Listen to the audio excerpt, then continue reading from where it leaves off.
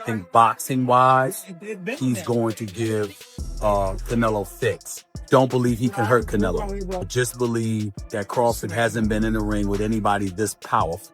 Things just need to be left unsaid.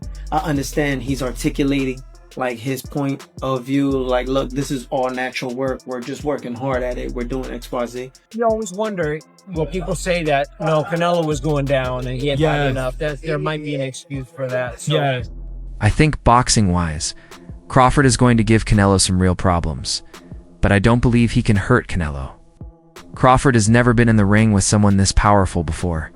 Sometimes it's better to leave things unsaid, but I understand he's just sharing his point of view.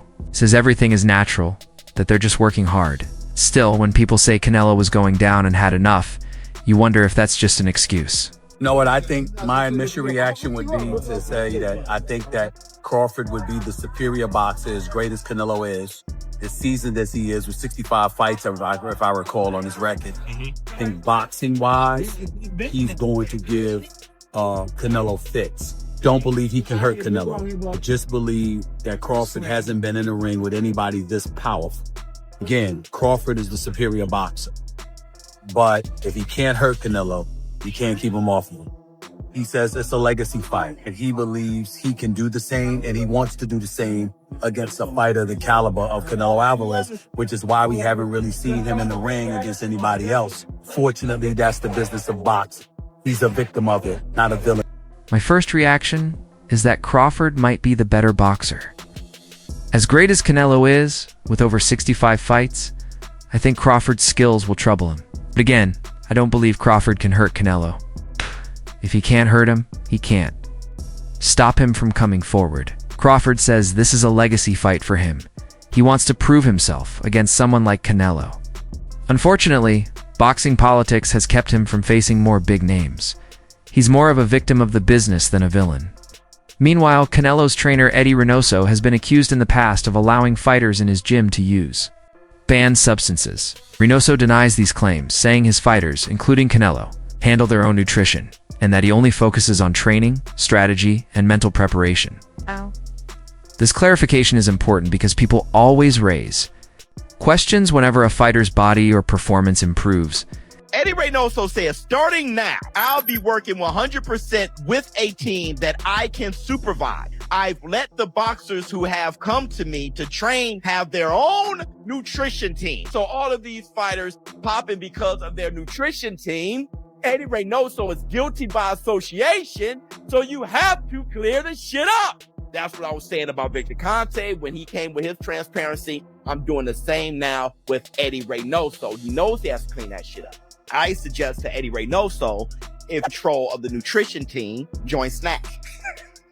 They got hyper-exfoliated, futuristic, hyperbolic Canelo on Snack. Hey, brother, Nello on Snack with the futuristic 1.121 gigawatt, brother, please.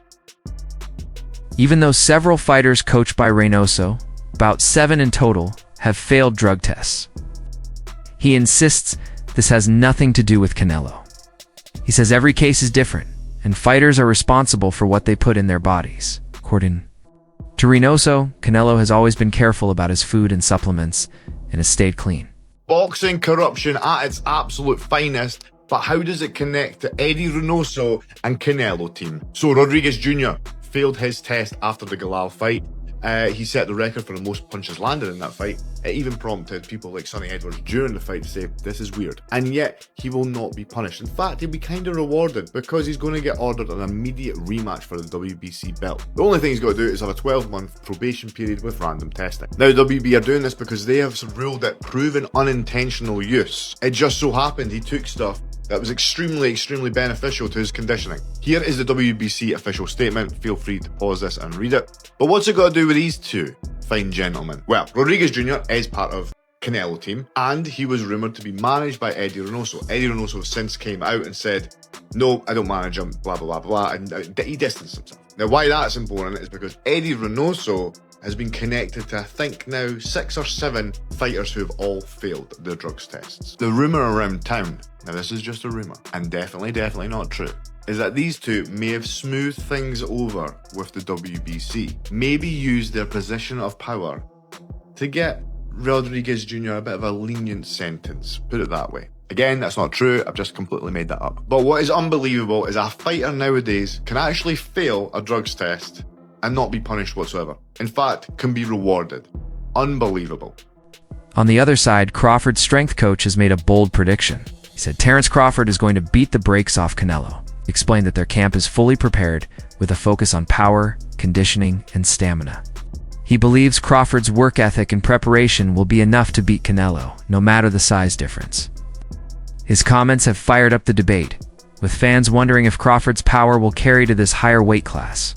Listen, I get a lot of texts asking how I'm doing, how camp is going, so I figured I could just put it up in one post. So I'm in the mountains. This dude's about to beat the brakes off Canelo and be the greatest boxer of all time, and I get to play a part in it. All is well, truly well. We good. I'm good. I'm real good. Some analysts believe the size of the ring could be a big factor. If it's a standard size ring, Crawford can use his movement, speed, and footwork to keep Canelo away. History shows that Canelo struggles with fighters who move a lot and don't. Stand in front of him like in his loss to Dimitri Bivol. If Crawford can make Canelo chase him, he could control the pace. But if Canelo cuts off the ring and closes the distance, it could turn into a tough, physical fight. If the ring is standard size, I think Bud beats his ass all around the ring for 12 rounds. If Canelo want to come forward and get the whooping, that's what he gonna get. But that's the thing. In that last Skull fight, he didn't want to take the fight to Skull. So if Canelo don't come to fight, I don't want to see Crawford stand in the middle of the ring and take that type of risk. Because Crawford, he talk about retirement, but he can still go on after this. So he ain't got to take that punishment. He can run it back with him. I don't want Crawford forced into a dog fight with Canelo. No, I think he gonna whoop his ass off 12 rounds. Veteran broadcaster Jim Gray says this is a great matchup between two legends. He praised Canelo for his success across multiple weight classes and also gave credit to Crawford for dominating in his own division. For Gray, this isn't just about titles, it's about legacy. Both men want to cement their place in boxing history. I think we want to see the best fight the best. And even though there's been a difference in weight divisions here, I think that, people clamor for big names and big fights and guys who are great to fight each other. So being for the institution, and I am for the institution of boxing, I think Canelo has been great for boxing, and I think Terence Crawford has been great for boxing. So how this is going to play out exactly, I don't know. Terence Crawford is older, and Canelo has, twice as many rounds? So, I don't know how that combination ends up. The weight difference. Canelo's going to be a bigger man and a bigger frame and coming up in that weight. So I think it's just going to be fun. It's going to be interesting. It's going to be at the Allegiant Stadium where the Raiders play. And it's going to be filled up. And we're going to have a huge, huge night for boxing for the world to see. One follow-up. Do you feel like Terence Crawford has the style to cause Canelo problem? Does he have the style to what? Cause Canelo problems. Terence Crawford's a great fighter. Terence Crawford can give anybody problems. Whether or not he will, I don't have that crystal ball. I don't know. We'll just have to wait and see. Trainer Abel Sanchez is not convinced Crawford can win. He says weight classes exist for a reason. Skills are important, but natural size and strength can't be ignored. Canelo has real power at his natural weight, and Sanchez believes that will be too much for Crawford. Even with Crawford's talent, Sanchez says it's going to be very hard to overcome such a big size disadvantage.